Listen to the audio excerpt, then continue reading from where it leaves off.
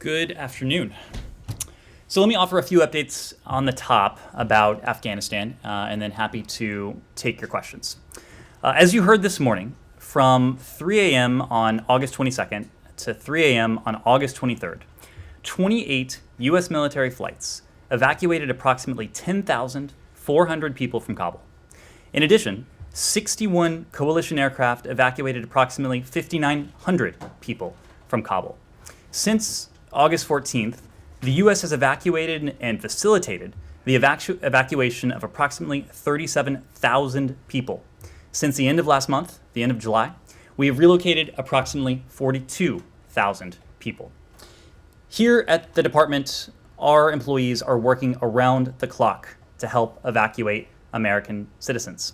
Hundreds of consular officers and locally employed staff members, both here in DC and at our embassies around the world, are placing personalized phone calls to U.S. citizens who may be in Afghanistan to determine their whereabouts, collect information that will guide their next steps, and offer them that tailored advice.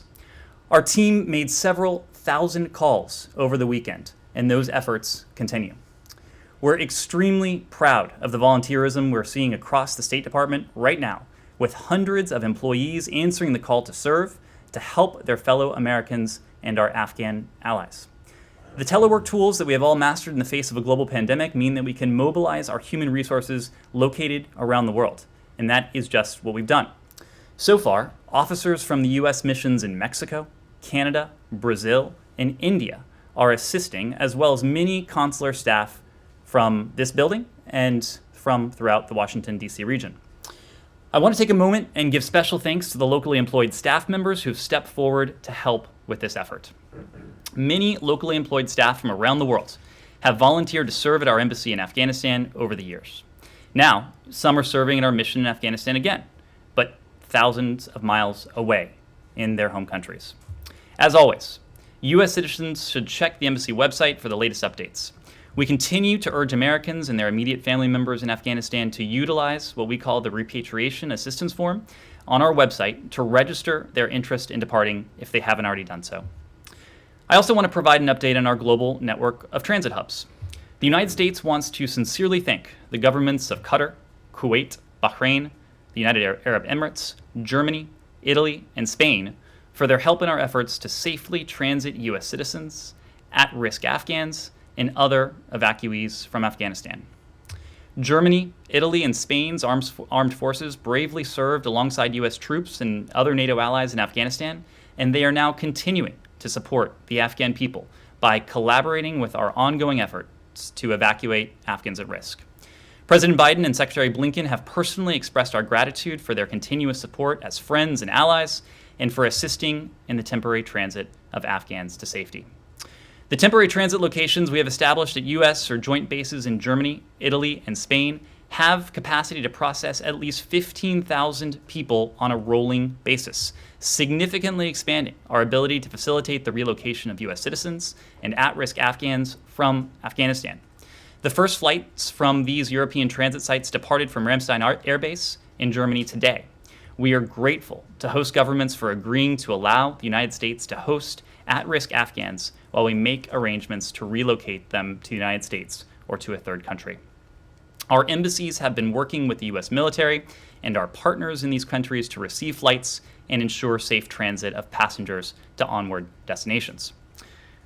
With that, and with that background, be happy to take your questions. Can I just ask you, Nat, thanks. On the 15,000 on a rolling basis, what is that, over 24 hours?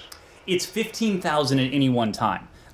So as at-risk Afghans, others transit from those countries, others will backfill and be able to take their place. So at any one time, this system of third country transit sites can accommodate 15,000 people. Okay, and that's Italy, Germany, Spain, and that's what the 15 applies to. That's correct. To nothing else. That's okay. Correct. Secondly, also really briefly, are you guys still sending consular and other people to Kabul to work at the airport, or has that now, have you now reached what you need?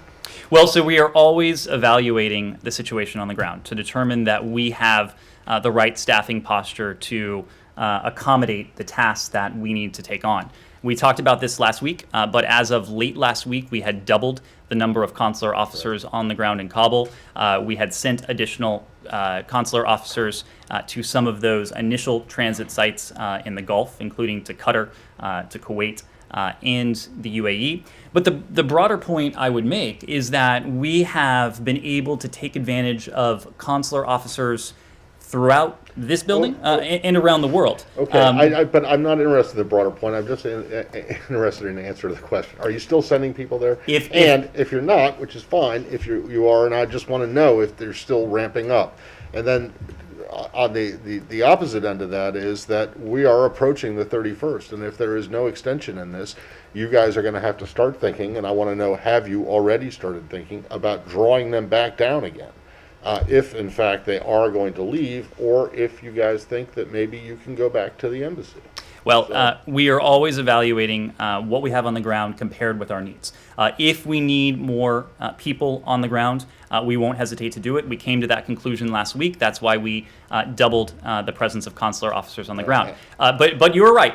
This is a mission with a is a finite mission with a end date, whatever that specific date is attached to it. So of course we are working very closely with the U.S. military to ensure that we are working in lockstep with them on their retrograde plans, so that in addition to what the U.S. military needs to bring back their people, obviously we will be working with them to ensure we have a timeline and to ensure that we bring back our people at the right time. Okay, last one. And yesterday, and I didn't see this interview. I saw the first one. I didn't see the second one. In the CBS interview, the secretary, according to the transcript that you guys put out, misspoke and said that he had spoken to President Karzai.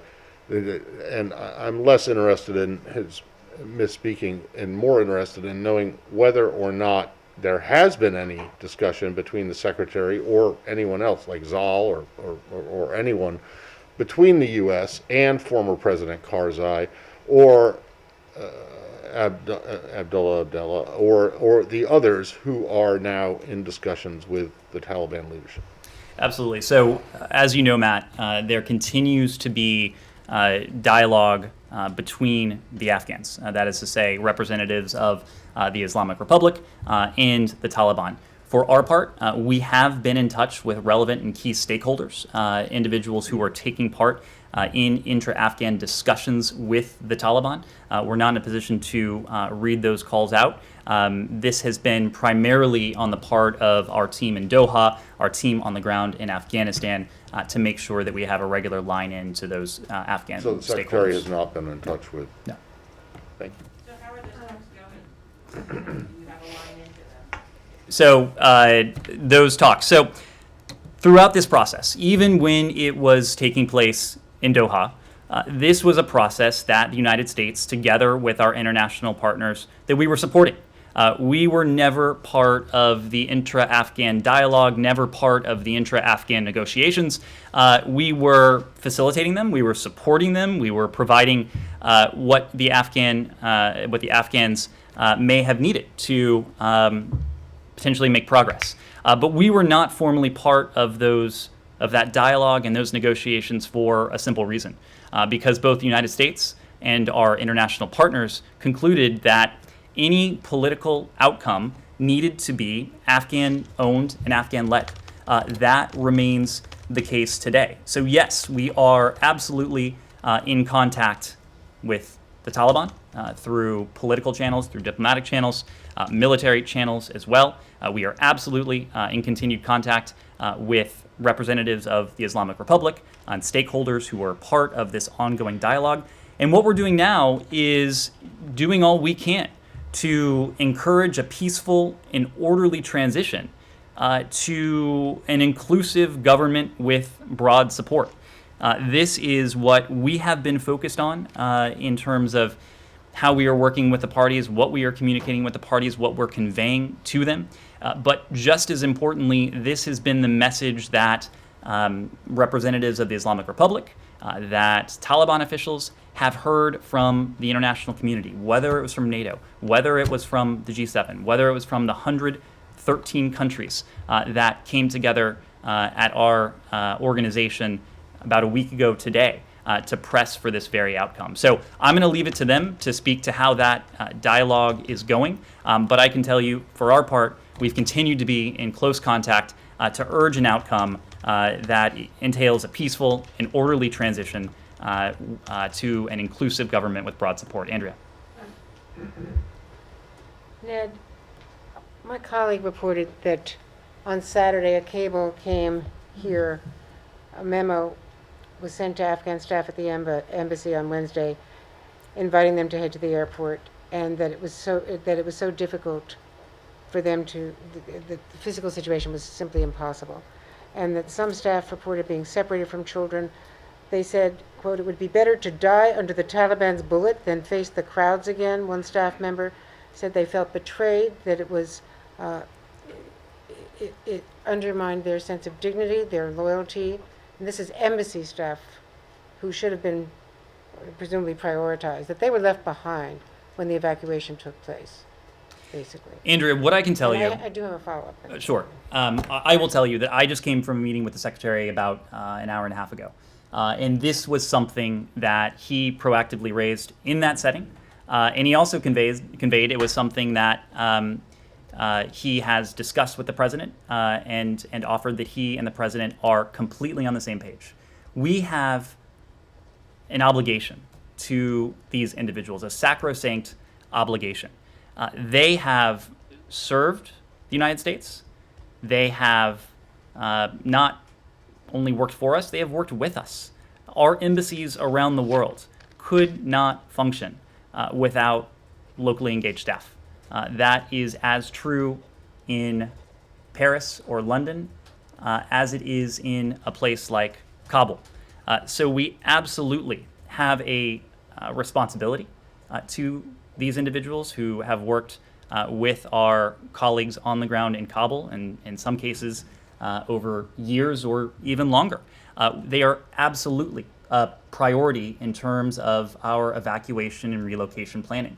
As you know, Andrea, we are now in a position to offer tailored, personalized advice to those we are relocating from Afghanistan, to those we are evacuating from Afghanistan. We've been doing that, of course, to American citizens. We've been doing that to special immigrant visa applicants. We've been doing that to other Afghans at risk. But our locally engaged staff, they are absolutely a priority. They are absolutely part of our plans. And that commitment to them, to their safety and security, is something that is in no way diminished. Well, why weren't they on the original evacuation from the embassy? So when the embassy was evacuated and our personnel started to make the way from the embassy in Kabul to the secure facility on the airport compound, many of, if not all, of our locally engaged staff were not present on the embassy compound at that time. They were working remotely given the volatile security situation. Many of them were at home, were not at work. I can tell you that we have been able to relocate members of our locally engaged staff, but they were not brought to the airport compound with the American direct hires at that time just because they weren't at the embassy compound by and large that day. And one other thing, if you will.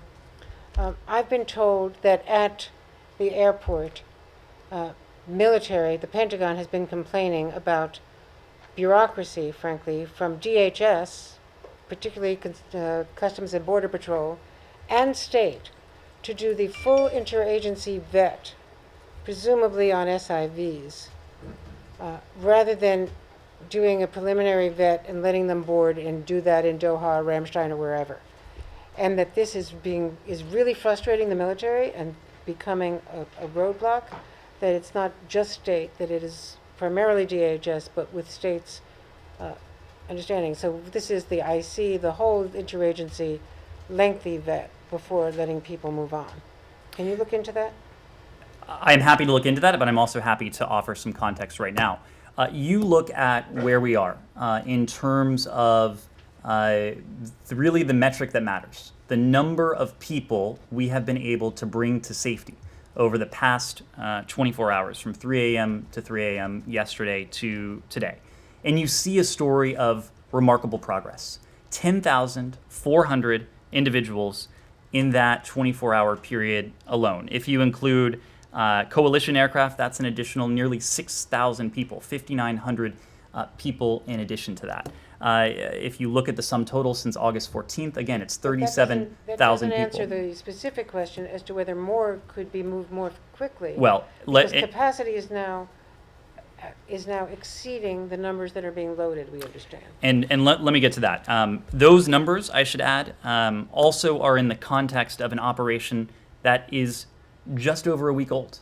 It was a week ago that the airport compound was secured and that this operation was able to begin in many ways in earnest. Now, when it comes to SIV applicants, the SIV applicants that we have prioritized at this stage are those applicants who have received initial vetting. So the vetting has taken place in recent days, weeks, months, in some cases. Clearly the others. So this is not happening at the airport compound. No, I know. I'm talking about this larger population who have somehow gotten into the airport and can't be boarded because of interagency bureaucracy that involves the State Department. And I'm asking a policy question. Beyond the, are they armed and do we know who they are or can they prove who they are? Why do we have to do this entire, and I presume it's several day vet, if it is all these agencies, including the IC? Well, I'll make a couple points. It is true that before anyone is brought to the United States, that person But I'm talking about a undergoes. third country. I'm not talking about to the United States. I understand. But before anyone is brought to the United States, that person would undergo a rigorous vet. That includes intelligence, it includes law enforcement, counterterrorism professionals, to ensure that we are being faithful to the high and rigorous security standards. When it comes to individuals who may be on the airport compound, it's difficult for me to speak to any specific cases, but broadly speaking, the interagency, that is to say every department and agency that has a role in this vetting process, and of course that includes the State Department, it includes the intelligence community, it includes the law enforcement community, it includes DHS and DOD, we are making every effort to complete these steps as quickly as we can. Because when it comes to the vetting that is taking place at those transit points, that vetting will then allow us to bring individuals to the United States once it's completed and bring additional people out of wouldn't- Afghanistan. But for people who are on the airport compound in Kabul, I understand your question, and what I can tell you is that we are surging resources. We've surged resources here at the department. We have surged resources throughout the administration to see to it that we can speed and accelerate these processes as much But as we I'm asking you can, a different consistent with question. the high standards. Surging resources doesn't answer the question as to why not do this at the third country? Surge them there and get them out of Kabul where they can have better facilities, sanitation, food, etc. Well, that vetting, by and large, is taking place at these third countries. When it comes to SIVs, again, all of those who have received instructions to come to the airport have already completed certain stages of the security vetting process. So that initial vet on these individuals has been completed.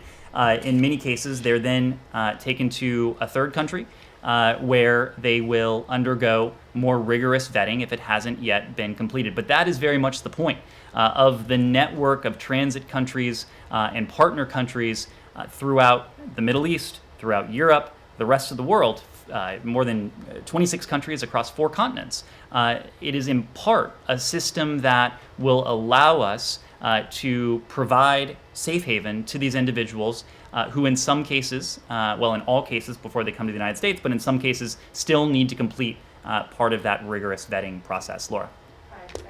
A couple of questions. One, the National Security Advisor in a briefing at the White House earlier today was asked for the number of American citizens who have been evacuated. He indicated he would give that number out. He just didn't have it at hand. Do you have that number? I don't have a precise figure to give you, in part because that number changes all the time. Just within the past 24 hours, again, more than 10,400 people. We are evacuating thousands upon thousands of people per day. So I just don't have that figure to provide right now. But what I can tell you is that we are, as you heard Secretary Blinken say yesterday, we believe there are several thousand Americans in Afghanistan who would like to leave. What we are focused on right now, among the many other tasks we are prioritizing, is being in direct and personal contact with them. This is not about sending a blast via a warden message or posting something on the website. This is about placing, in many cases, phone calls to American citizens we have reason to believe are in Afghanistan and want to leave. Over the weekend, as I said, we have placed several thousand phone calls, not only to determine if we have in fact reached an American citizen who wants to leave, but to learn more about where that person is, if that person would be traveling with any family members, how we might be able to assist that American citizen who seeks to leave. Okay, another question.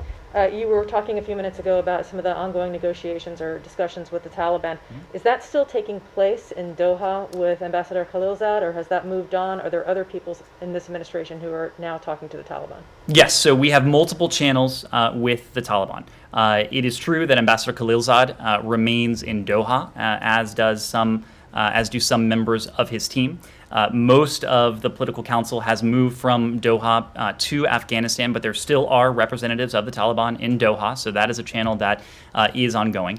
We also have several State Department officials on the ground in Afghanistan who also are in touch with Taliban representatives on the diplomatic and political front. In addition to all of that, of course, the military has its own channel to discuss tactical and deconfliction And just issues. one last question. It's been said that the United States will help Afghans who want to leave even after the U.S. military mission ends, whenever that set date is going to be.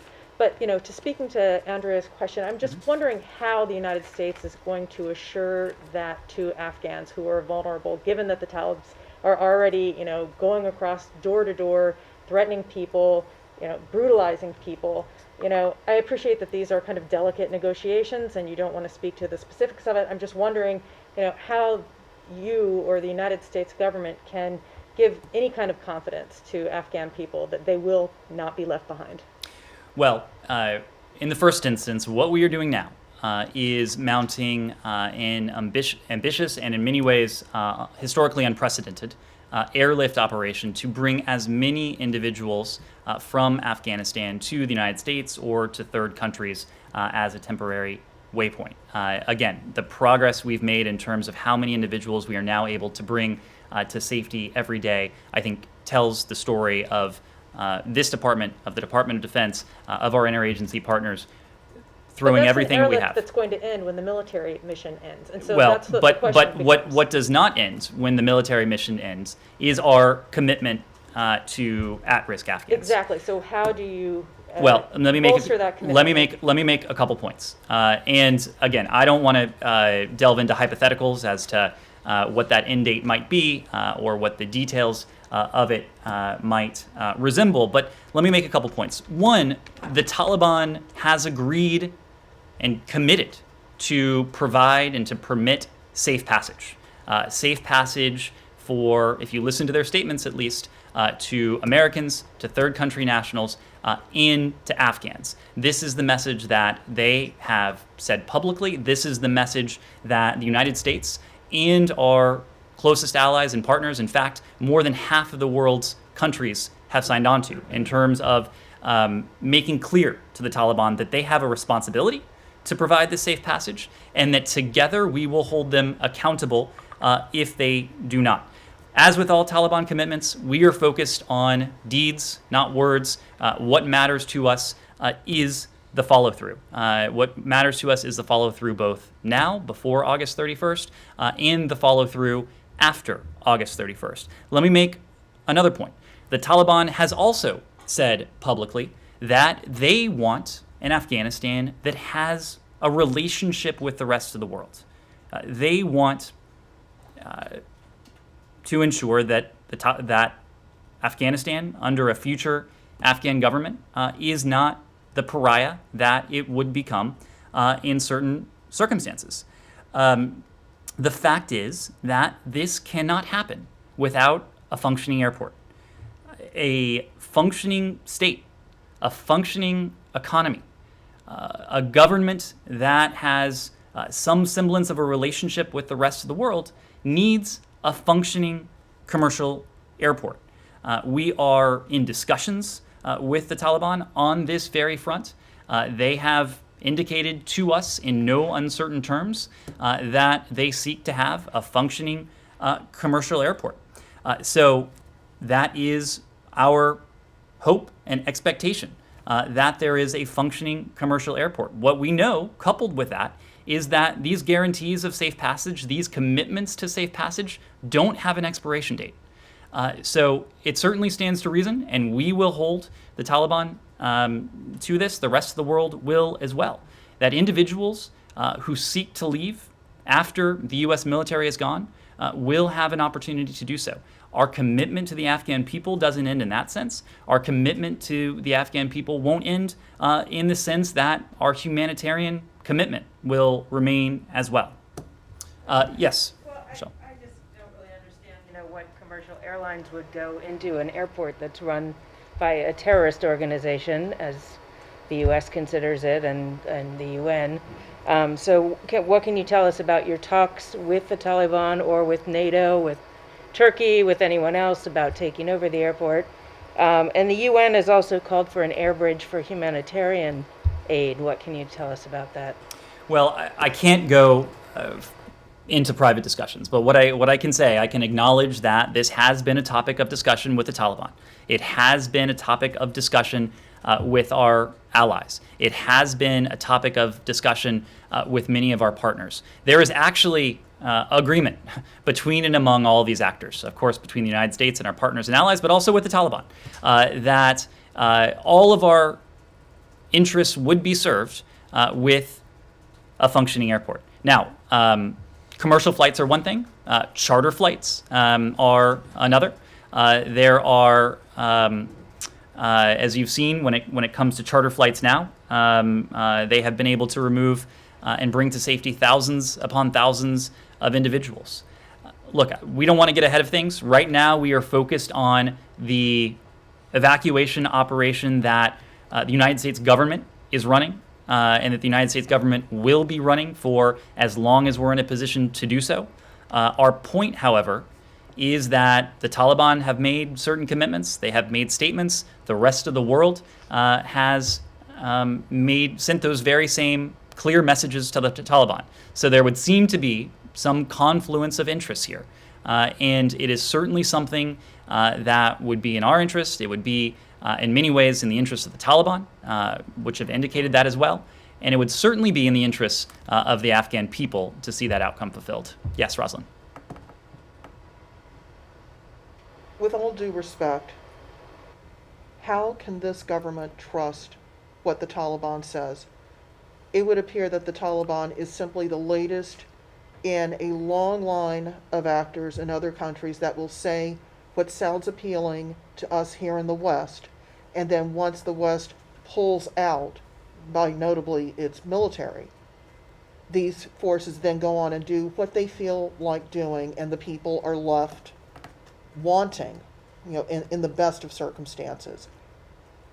What is the U.S. actually prepared to do at this moment to make certain that the Taliban isn't following up on marking homes where Afghans who worked with the U.S. government had been living, and that they don't go back and actually kill their people? It seems as if the leaders are willing to say one thing, and they've given a message to their foot soldiers to do what they really intend to be doing, which is running the country in their vision, not in one that is going to be in good standing with the international community. Well, I want to be very clear about one thing. We are not in any way trusting the Taliban. This is not about trust. This is about what's in our interests and also what's in the interests of the people of Afghanistan. And those two things are aligned. Right now, it is a fact that we are dealing with the Taliban on these issues, in part to make very clear where it is that the United States stands, where it is that the rest of the world stands. This is not about asking permission. This is not about establishing any sort of formal relations.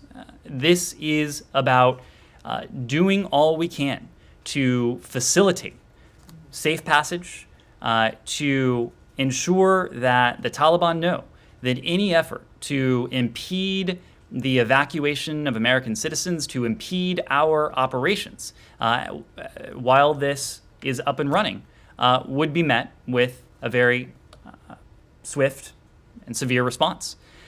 So that has been our message. That has been the message of the rest of the world.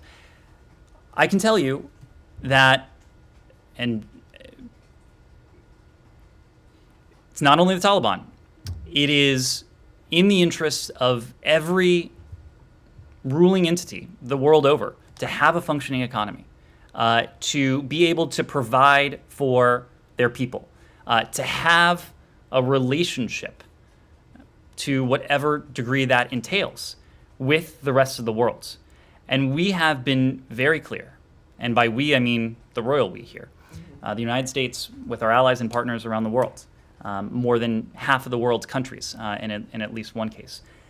We have been very clear that those things would be quite difficult, if not impossible, if the Taliban do not live up to their basic commitments, if they deny the rights of their citizens, if they deprive more than half of their population of their basic rights, if they commit the sort of atrocities that we've all seen take place over in Afghanistan over the years. None of that would be foreseeable if the Taliban were to choose that path. So together with the international community, we have significant sources of leverage. But the Taliban also have an interest as well. If they want any semblance of durability, if they want the tools they need to be able to administer a country as large, a country as expansive as Afghanistan, what the United States and what together we say with our international allies and partners, that will matter to them in very profound ways. Let me follow up. It's interesting that you just said that we're not here negotiating with the Taliban. Is that a justification for why we have not seen anyone, certainly at the secretary's level, engaging with Mullah Baradar or whoever would be their foreign minister, that you have people who are lower on the food chain, as it were, engaging, talking, cajoling, arguing, whatever verb you want to use, with the Taliban in order to not give them this sense that somehow they are more important than they might think that they are? It's not about seeking to prevent self-aggrandizement or anything like that. It is a... But certainly you can use it to, fuel however you want to run your country. It is largely a function of the fact that our discussions with the Taliban have been operational. They have been tactical.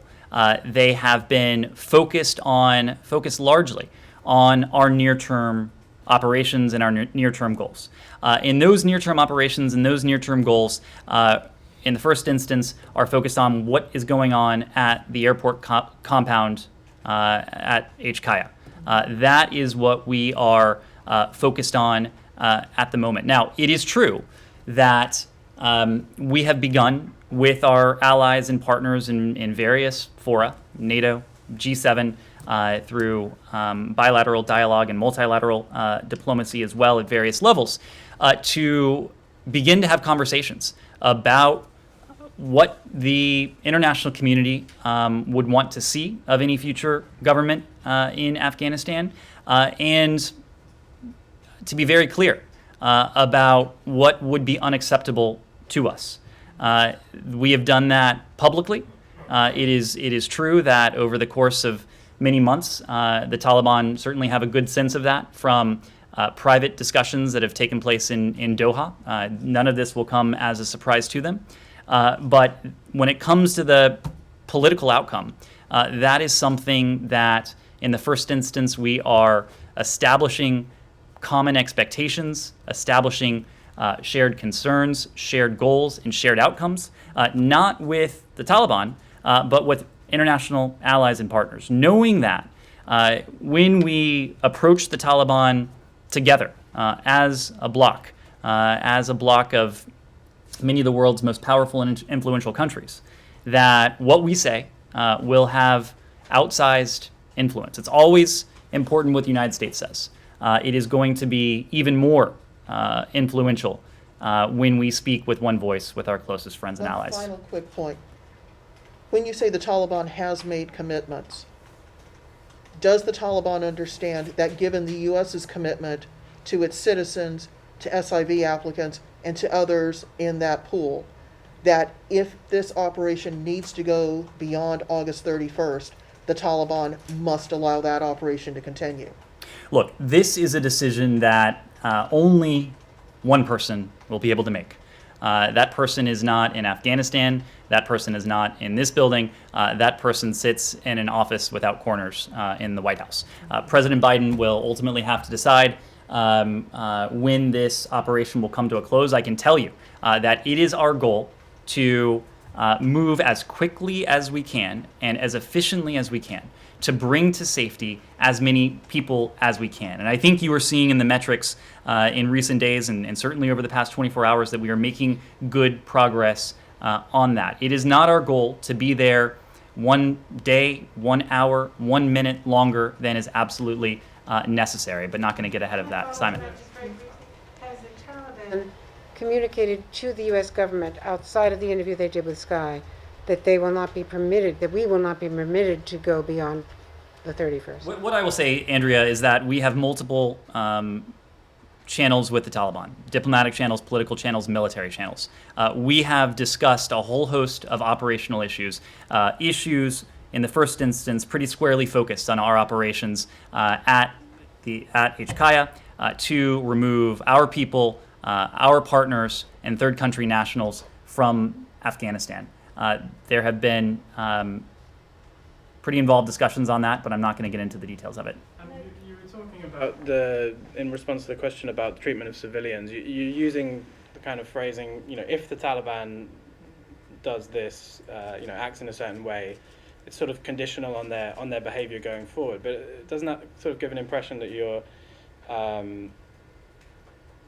there are already reports, for example, from before they even took Kabul that, massacres of Hazara men, that Amnesty recorded last week, there are a lot of those reports already out there. So, you're sort of offering them a clean slate in a way by saying, if they behave in such a way going forward, these are the potential carrots and sticks that we have. And, in addition to that, everything we're hearing at the moment, or a lot of it is coming out of Kabul. Given that your diplomatic presence there is basically focused on this evacuation, are you concerned that there could be ongoing rights abuses happening outside of the capital that you're not seeing and, not raising concerns about because you're involved in these strategic or negotiations or talks with the Taliban in order to complete this? Are you missing other things that are happening and therefore letting them potentially get away with things that you're also saying are, conditional for how you're going to treat this government going forward? I'll make a couple points. The expectations that the United States and the rest of the world have for the Taliban in terms of how any future government of Afghanistan would govern, would treat its people, would uphold or not the rights of its citizens, would protect the gains made by Afghanistan's women, girls, minorities over the years. That is something that is just important to us in Kabul at this very instance, as it is to what takes place much farther afield in places where the United States is not. So this is not confined to what is happening right now. It is also not confined to what happens going forward. We have been talking about the expectations on the part of the United States and the rest of the world. We've been talking about the commitments that at least the Taliban have purported to make. And again, we will judge them by one criterion and one criterion only, and that's their action. But just because we are talking about responsibility and accountability going forward does not mean that we are turning a blind eye to accountability for past actions. We have a number of our tools at our disposal. The United States does. When we are working in tandem with the rest of the world, with the UN, we have a number, even greater number of tools. Some of these tools are broad. Some of these tools are narrow and fairly tailored. We will be prepared to apply whatever tool is necessary given what unfolds and given our assessment going forward of what has unfolded. So what mechanism is there for detecting these potential atrocities that have been happening or are happening now? Well, look, we have a full suite of sources of information. Some of them we can all see what is taking place on social media, what is captured by reporters on the ground. It is true that there are NGOs that remain active and operational in Afghanistan. They send back reports. They make those reports public. In fact, we've discussed one of those NGO reports even here in recent days. We have other assets at our disposal too that will give us and our allies broad insight into what is happening. So there will not be any impunity. There will not be any effort, any willingness on the part of the United States to turn a blind eye. What we will be willing to do is to act appropriately using the tools that are at our disposal to respond, both going forward and, if appropriate, to hold individuals accountable for past atrocities. Yes, Lalit. Thank you. A large number of religious minorities in Afghanistan are seeking to flee the country given their past experience with the Taliban rule. Some of them have been taken by India, the Sikhs and the Hindus, but is the US trying to accept some of those religious minorities from Afghanistan? So, Lalit, we are prioritizing for safe relocation a number of individuals. We have, of course, talked about American citizens, our locally engaged staff who worked with us at the embassy, SIV applicants, but then there's a much broader category of at-risk Afghans. And the fact is that there may well be many Afghans who, because of their past actions, because of their appearance, because of their beliefs, because of their gender, may be at risk to Taliban reprisals. We have at our disposal a number of avenues to help those individuals. First is refugee status. And there are a couple different refugee statuses that are applicable here. They're tiered by priorities. Priority one, referral status would be appropriate in some instances for the kinds of people you described. Priority two, refugee status. This is a status that you heard the Secretary announce in the Afghan context from this podium a few weeks ago. May also, in some cases, be appropriate for individuals who fall into the categories you described. So we are committed to helping as many Afghans at risk as we possibly can. But I also don't want to leave you or anyone with the impression that the only way to help is to put someone on a plane. Again, our commitment to the people of Afghanistan will endure long beyond August 31st. We will be in a position to continue our humanitarian support to the Afghan people, which over the course of years has been in the billions of dollars, $3.9 billion since 2002. We announced more than $250,000 in June alone. The president last week authorized $500 million, $500 million additional dollars to help internally displaced persons in Afghanistan, refugees, and others who may be at risk. our humanitarian benefits will certainly continue to flow to the people of Afghanistan. But again, we will also use every diplomatic, every economic, every tool that we and our partners have to send a very clear signal and to hold accountable anyone, any force, any regime that would seek to deny the basic rights of their citizens. We've been very clear about that. One Take more a- question. yes. Can you give us a sense that the role Ambassador Jalil Khaljad is playing right now, what he's doing in Qatar? So Ambassador Khalilzad has been in Qatar for in Doha since earlier this month. As you know, he has gone to and from Doha over the course of several months now, and in fact, actually predating this administration. He's carried out diplomacy both there and in other places as well, with the extended troika and other groupings that are relevant to this. In recent days, as I mentioned before, of course, members of the political council many of them have relocated from Doha to Afghanistan.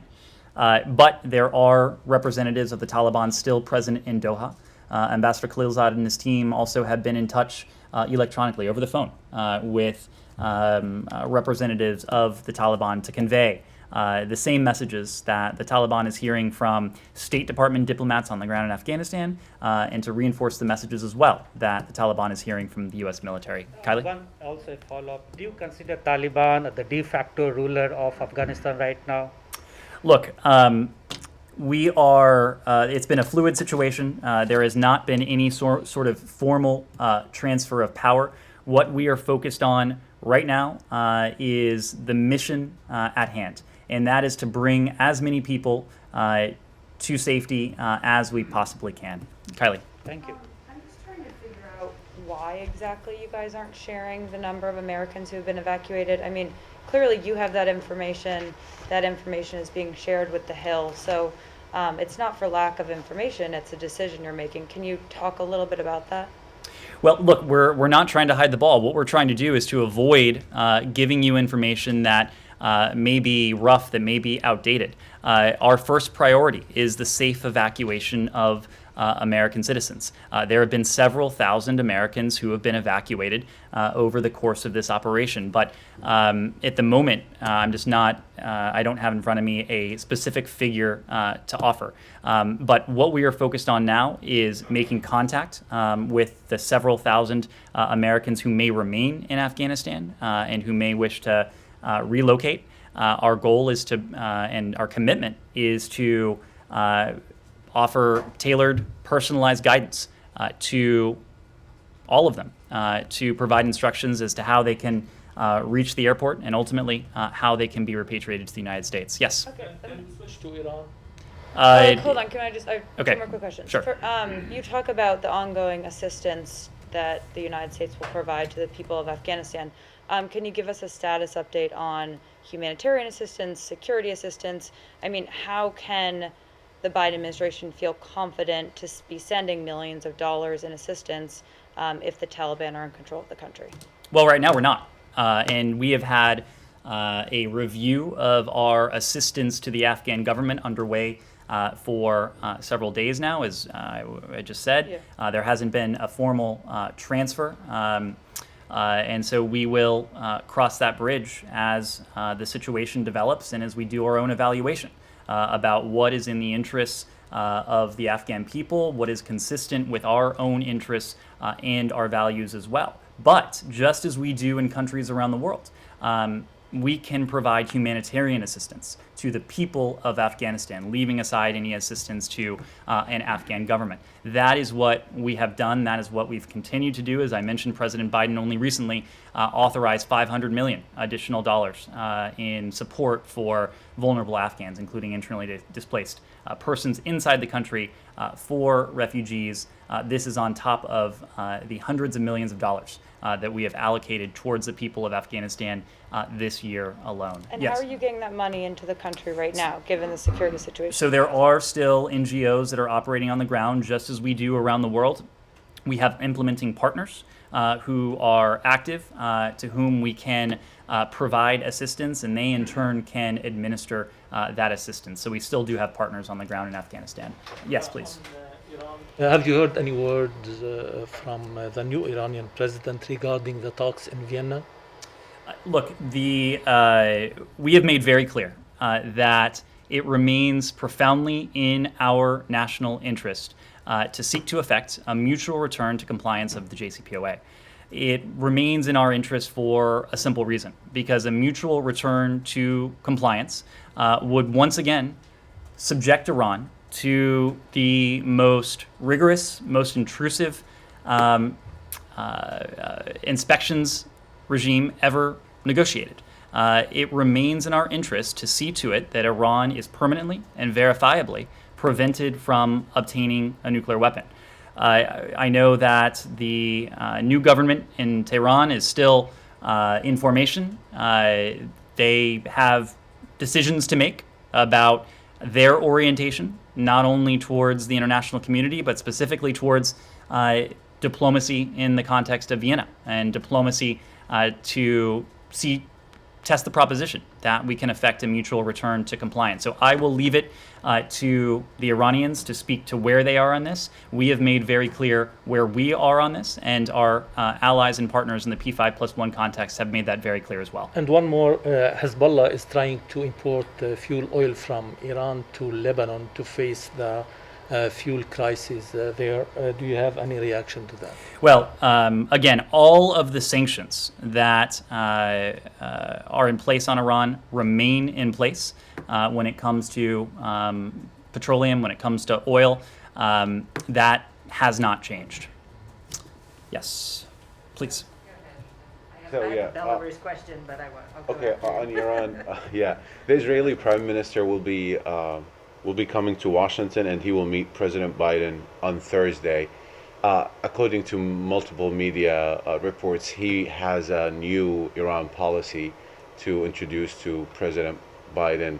Do you believe this plan could be an alternative to what has been happening for the few months?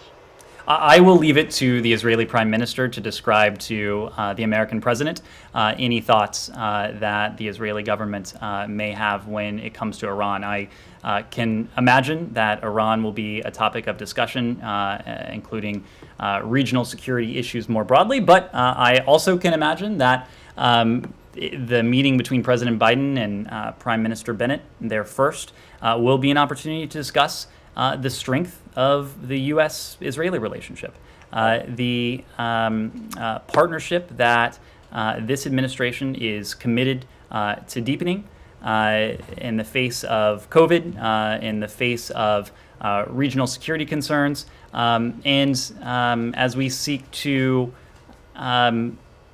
see to it that Israelis and Palestinians alike can enjoy equal measures of what is important to both people: prosperity, freedom, and importantly, dignity. I think all of these things will be on the agenda. One more on Afghanistan. It's more like a clarification. Usually they do the security check in Kabul or in the multiple different stops on the way to the U.S. What if someone got denied this security check, has not been approved? What are you going to do with this person? Well, what I can tell you is the very rigorous vetting that involves intelligence professionals, law enforcement professionals, homeland security professionals will be required before anyone arrives in this country. I'm not in a position to discuss a hypothetical. Obviously, anything like that would be addressed on a case-by-case basis. Michelle. The IMF is releasing almost $1 billion to Belarus, and I wonder what you think about that, given your attempts to isolate Lukashenko's regime. Look, our position on the Lukashenko regime has not changed. We have made very clear where we stand on this. We call on the Lukashenko regime to end the crackdown on members of civil society, the media, athletes, students, legal professionals, and others, to immediately release the hundreds of political prisoners who remain outrageously detained, to engage in a genuine dialogue with democratic opposition and civil society, and importantly, to hold free and fair elections under international observation. That is where we have stood. That's where we continue to stand. And the IMF I don't have a decision? response to that. Thank you all very much.